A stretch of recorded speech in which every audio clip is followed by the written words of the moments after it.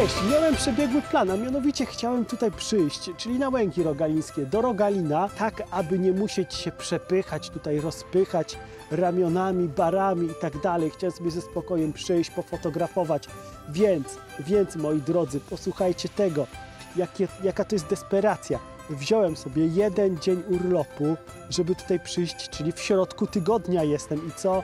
No i tak, wariaty. Spotkałem dwóch wariatów, najpierw jednego wariata, pozdrawiam Cię bardzo serdecznie, a później spotkałem kolejną osobę, wariatkę z aparatem. I tak, to nie jest to, że to było jakieś zgrupowanie.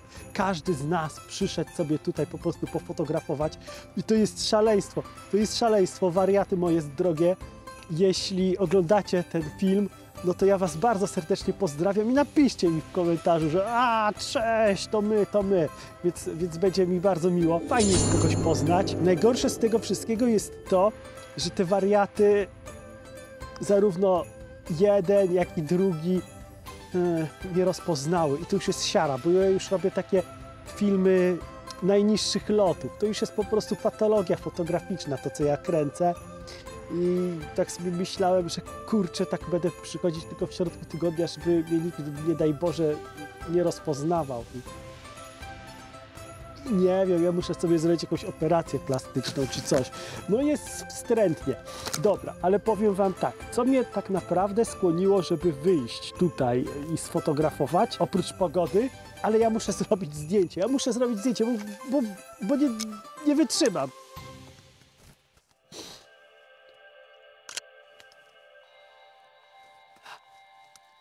A wiecie co, najlepiej jak sobie pójdziemy, coś Wam pokażę, co tutaj się odwala, bo Wy na razie nie widzicie tutaj nic. Hej.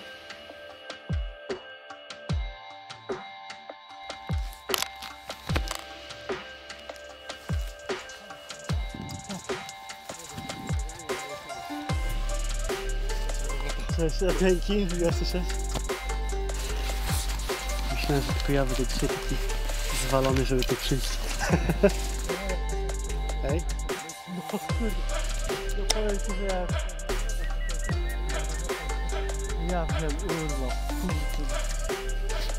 Czas goni, trzeba coś nakręcić, chyba tylko jedno takie okienko. Później już będzie, no.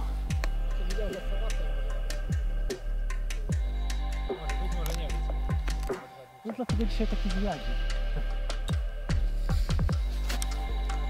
No kurczę, to nas odcięli.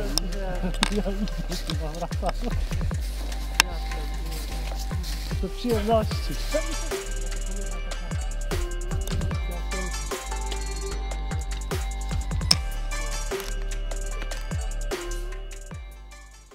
Poznaliście mnie już doskonale, więc wiecie, że nie ruszam się bez teleobiektywu. Tym razem postanowiłem zrobić coś zupełnie innego, przeciwnego. Zabrałem ze sobą tylko jeden obiektyw, a przez cały plener towarzyszyła mi tylko jedna ogniskowa, 20 mm i dwa aparaty, pełnoklatkowy i APS-C. Aparatem pełnoklatkowym było nic innego jak Sony A7R3, zaś aparatem APS-C było Sony A7R3. Niejednokrotnie wspominałem Wam na moich filmach o tym, że jest to jeden z najlepszych aparatów APS-C w ofercie Sony. Wracając do dzisiejszego pleneru, tak naprawdę wybrałem okienko pogodowe, kiedy po kilkudniowych opadach i dodatniej temperaturze miałem kilka godzin ochłodzenia, które zeszło poniżej zera. Prognoza pogody zapowiadała się nieziemsko. Nie miało być gęstej pokrywy chmur, jedynie średnie i wysokie chmury, do tego z przyjaśnieniami, czyli z szansą na wyrwę w pokrywie chmur. Takie warunki pogodowe sprzyjają temu, że słońce od dołu podświetli chmury, wydobywając cudowne kolory.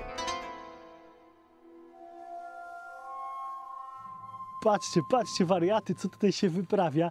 Więc jeśli macie w planach przyjechać do Rogalina w według mnie najlepszej porze do fotografowania, to jest właśnie teraz. To jest końcówka lutego, początek marca, przyjeżdżajcie, bo to są rozlewiska. Teraz jest po hardkorze, no mgła jest fenomenalna, no opłacało się wstać, co w ogóle spowodowało, że nadaję. Chciałbym się z Wami podzielić czymś, co sprawiło, że takie fajne emocje fotograficzne do mnie wróciły i to jest powód tej dzisiejszej wycieczki. Łęgi rogalińskie ponownie zaskoczyły i jak widać nie tylko mnie, bo cała trójka spodziewała się innej pogody. Łęgi rogalińskie o tej porze roku są trudno dostępne i nie pomogą nawet najlepiej załatane kalosze, ale widok, cały ten krajobraz i ta niezwykłość rekompensuje trud wyszukiwania miejsc, do których można się dostać z suchym kaloszem. Gdy już nacieszyłem się rozległymi widokami Łęg, postanowiłem skorzystać z mgły w lesie i udałem się do tak zwanej wietnamskiej puszczy. Łęgi rogalińskie co roku się zmieniają. Martwe drzewa stają się jeszcze bardziej martwe, a los nie oszczędza nawet betonowych drzew. Tak jak tej kapliczki, której planowałem zrobić zdjęcie, ale teraz mogę wykreślić ten plan z mojej listy. Szeroka, otwarta przysłona w tym obiektywie nie gwarantuje rozmytego tła, ale mgła pomoże odseparować tło od pierwszego i drugiego planu. Tego dnia ten obiektyw stał się kwintesencją robienia zdjęć. Przypomniałem sobie, po co zmieniłem lustrzankę na bezlusterkowca i jakie były pierwotne moje zamysły. No bo jeśli pamiętacie i śledzicie mnie na Instagramie od samego początku, to powinniście wiedzieć, jak bardzo zafascynowany byłem i jestem starymi manualnymi obiektywami. A ten obiektyw niewątpliwie jest połączeniem nowoczesności z klasyką i łączy sobie bardzo dobrze te dwa światy. Nowoczesność i klasykę. Przez klasykę rozumiem frajdę z ręcznego ostrzenia, nie muszę się martwić o te wszystkie elektroniczne przeszkadzajki autofokusowe. Czysta przyjemność i możliwość skoncentrowania się tylko na tym, co jest najważniejsze. A nowoczesność? Podoba mi się to, że nie odrywając oka od wizjera wiem, jaką mam ustawioną przysłonę. To dzięki elektronice, która jest w tym obiektywie. Tak samo informacje o tym, jaka jest przysłona, zostaną zapisane w eksifie zdjęcia. Gdy fotografuję starymi obiektywami manualnymi, za każdym razem, gdy zmieniam obiektyw, to muszę wprowadzić też informację o ogniskowej, która to pomoże w działaniu stabilizacji obrazu. A dzięki temu, że ten obiektyw ma już w sobie jakiś procesorek, jakiś chip, obiektyw automatycznie przesyła informacje o ogniskowej i ja nie muszę już tutaj się nic bawić, ustalanie żadnych ogniskowych. Wszystko się dzieje automatycznie. Innym znakiem nowoczesności jest to, że gdy tylko przekręcę delikatnie pierścień ostrości, to aparat od razu przechodzi w tryb zoomowania i dzięki temu mogę ostrzyć naprawdę dokładniej. Do dobrego łatwo się przyzwyczaić.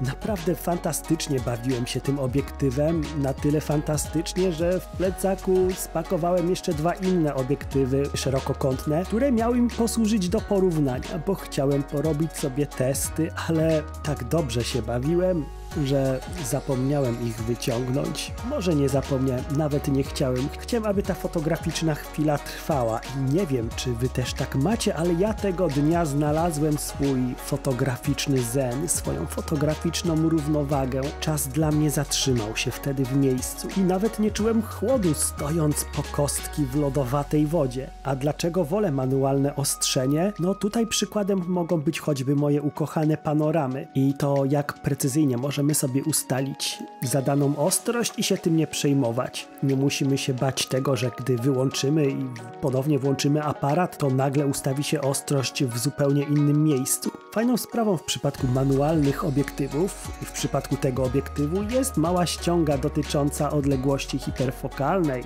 i głębi ostrości. Co prawda ja wszystkie odległości i wszystkie parametry mam w głowie niemalże jak tabliczkę mnożenia, no ale nie wszyscy są tak ześwirowani na punkcie panoram jak ja i nie muszą tego pamiętać i wystarczy zerknąć na tą skalę i już się wie, dla jakiej odległości należy ustawić ostrość i na jakiej przysłonie, aby interesujący nas obiekt był ostry. A ci spostrzegawczy dostrzegli już, że dzisiejsze zdjęcia robiłem też przy pomocy starej, antycznej wręcz głowicy marki PZO. Nie będę was dzisiaj zanudzać parametrami tego obiektywu, dlatego postanowiłem nakręcić osobny, specjalny odcinek poświęcony parametrom i opisowi tego obiektywu, a na filmie tym też przyjrzymy się z bliska surowym, nieobrobionym zdjęciom, jakie powstały podczas tej sesji.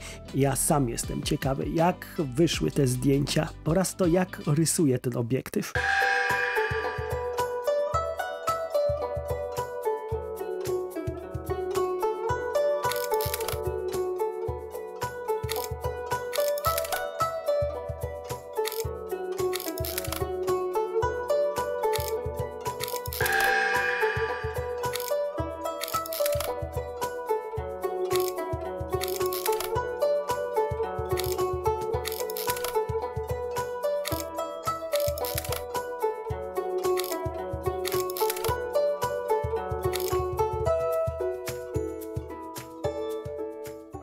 Chciałbym serdecznie podziękować wszystkim tym, którzy wspierają mój kanał przez serwis BuyCafe2. I w podziękowaniu przygotowałem dla Was surowe rawy z tej sesji plenerowej. Znajdziecie je jak zwykle na kawkowym dysku. Możecie je pobrać i w spokoju przekonać się, jaki obraz daje ta tokina.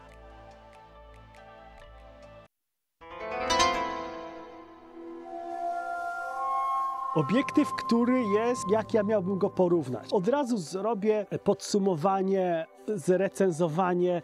Już możecie dalej nie oglądać tak naprawdę, jak będziecie chcieli się dowiedzieć coś więcej o tym obiektywie, bo ja już teraz wszystko powiem. To jest tokina. To jest tokina 20 mm, manualna tokina. Tokina Firin 20 mm f2.0, jasny, szeroki obiektyw, ciekawy obiektyw. Dostałem go do przetestowania. Ten obiektyw, jakby wam to powiedzieć, jak dostałem go do testowania, to miałem do wyboru jeszcze inny obiektyw z autofokusem. Z premedytacją wybrałem sobie z manualkiem.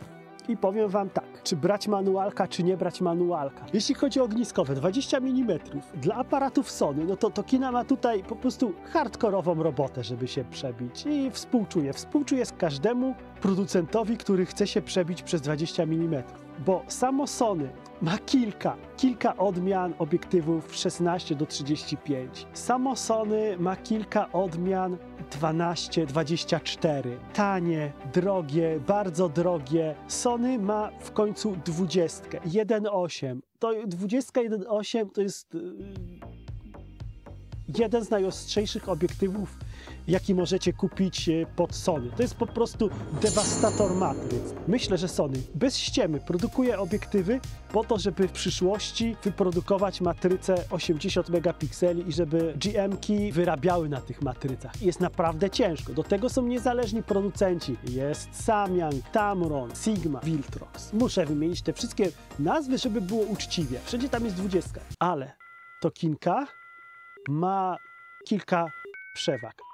A mianowicie jest takim, wiecie, te obiektywy, które wymieniłem, porównałbym do księdza, który chodzi po kolędzie. Każdy chce go przygarnąć, będzie fajnie, wiadomo, że to jest przygoda na krótko. On przyjdzie, prześwięci, weźmie kasiorę, zrobi tam jakieś tam krzyże, latanie i pójdzie sobie w cholerę i koniec. I wy macie odbębnione, wy macie poświęcone, przyjęliście Pana do domu, jest fenomenalnie. A ten obiektyw porównałbym do takiego kumpla, którego nie chcecie wpuścić, bo wiecie, że możecie spędzić ten czas inaczej, nie wiem, z rodziną, możecie oglądać sobie po raz setny Kogiel-Mogiel, możecie też po prostu nic nie robić, patrzeć się w białą ścianę, nie wiem, umyć włosy, ogolić się, a on się do was ładuje na siłę, ale nie chcecie, żeby on do was przyszedł, bo wiecie, że wam to zniszczy cały plan dnia. Wy już macie wszystko zaplanowane i nie chcecie tego robić. Wiecie, że to nie jest nikt bliski, to nie jest rodzina i tak dalej.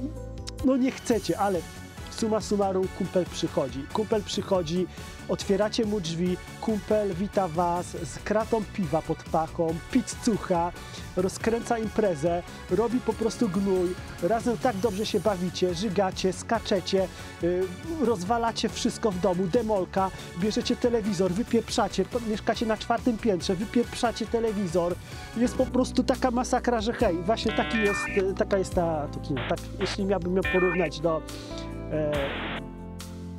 czegokolwiek, to właśnie bym ją tak porównał. Do czegokolwiek.